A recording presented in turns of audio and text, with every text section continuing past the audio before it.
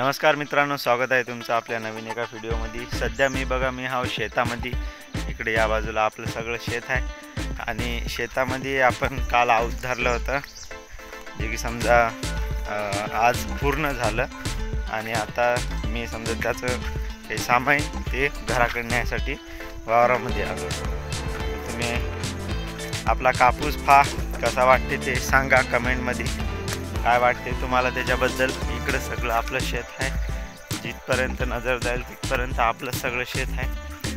तर चला, हे वय आपला कापूस सकाळी सकाळी असे पाण्याचे थेंब तुम्हाला दिसत असतील तर हे म्हणजे वदाड, आम्ही वदाड म्हणतो, दवबिंदू म्हणतो, किंवा समजा थेंब हे पाण्याचे। अजून काय म्हणतो बा, काय म्हणतो त्या समजा सकाळी सकाळी एवढं सूर्यपा त्या बाजूला आहे तिथं अशी। मित्रांनो, कापूस कसा आहे हे तर तुम्ही सांगितलं नसेलच अजून बी, त्याच्यामुळं मी काय तुम्हाला जास्ती म्हणत नाही, पण तरी बी एकदा जर काय सांगितलं असतं की बा आपला कापूस कसा वाटते तुम्हाला, मला चांगलं वाटलं असतं, ते जाऊ द्या।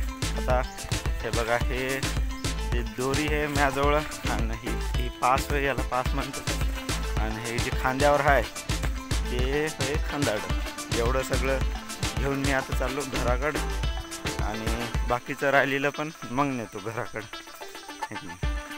आता समजा ऊन जरा जास्त पडू लागलं आणि जाता जाता आपल्याला आपला गावातला वडा लागते, ते वडा पण दाखवतो तुम्हाला।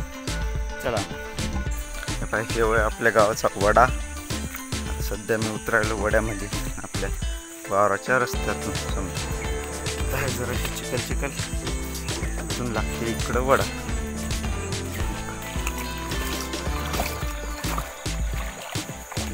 तिकडं बी लांबच्या लांब आहे वडा। पाणी काय आता सध्या तेवढं नाही, कारण की आपल्या या वड्याला अजून काय तेवढा मोठा पूर आला नाही, जरा आला पूर। तिथे बैल चरायले तर ते काय आपले नव्हतं, आपलं मी आलो तिथून इथपर्यंत आलो।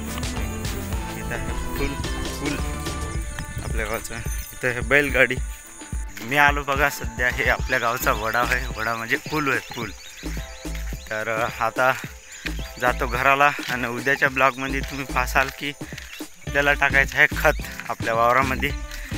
तर आजच्या ब्लॉगमध्ये एवढंच, भेटतो तुम्हाला पुढच्या ब्लॉगमध्ये, तोपर्यंत बाय बाय।